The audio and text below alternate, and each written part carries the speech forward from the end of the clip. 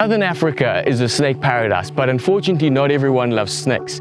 A small, tightly woven group of snake experts works towards creating a brighter future for these highly misunderstood animals.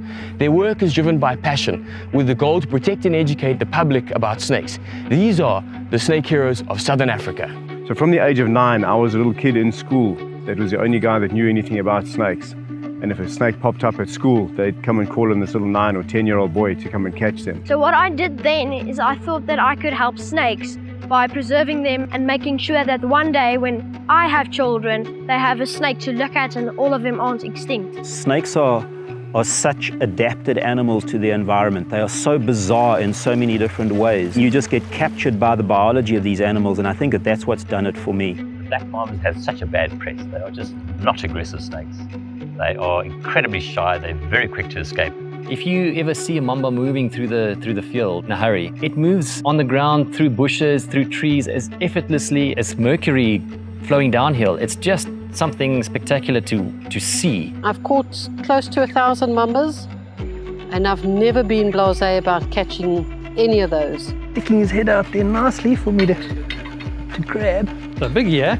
This is like the icon of the snake world, like a great white shark. Today we're actually photographing a rhombic or common egg eater. They actually strike with a big open mouth, which looks very intimidating for potential predators, but is actually completely safe because egg eaters don't even have teeth. One of the first snake species I was actually introduced to is the African egg eater. Something which I noticed was as soon as I put my hand in front of that snake's mouth, he would actually shoot off to the left, to the right, up, down, but he actually never came into physical contact with my hand. And that's something that stuck with me throughout my life. To manufacture this product, we need the venom. That's what I do. So we're going to extract venom from the West African gaboon adder. It's as if you've plugged them into the mains. You know, every movement you make, they react to that movement. Even just the slight movement of this hand of mine. I enjoy catching snakes out of people's homes. It's such a great feeling when you catch a snake and watch it go free back into the bush away from people. The puff adder, interesting snake, one of Southern Africa's most common species. Very fast striking snake, although they're very slow moving. They've got an incredible striking speed, which serves them well as an ambush predator. They don't go out hunting looking for food, and as something moves past, they grab it so fast it cannot even move away. The thing that really makes me feel good inside is if I get a message or a photograph from somebody whose name I've probably forgotten, who 6 months or a year before that had been bitten by a snake, were at death's doorstep. They took my advice and they sent me a photo of the child's first day at school. I find the mambas one of the most fascinating animals in the world. The way they move, the components in their venom, watching them hunt different species of mambas, different localities of mambas as well.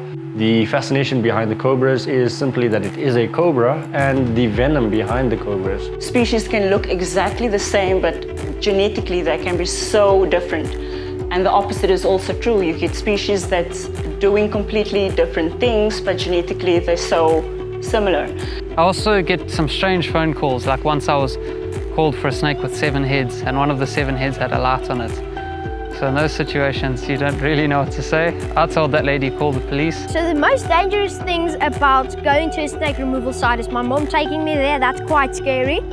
And then second, it's the people's reaction on the snake removal site. The actual handling of the snake is less dangerous than the previous 2 things I've mentioned.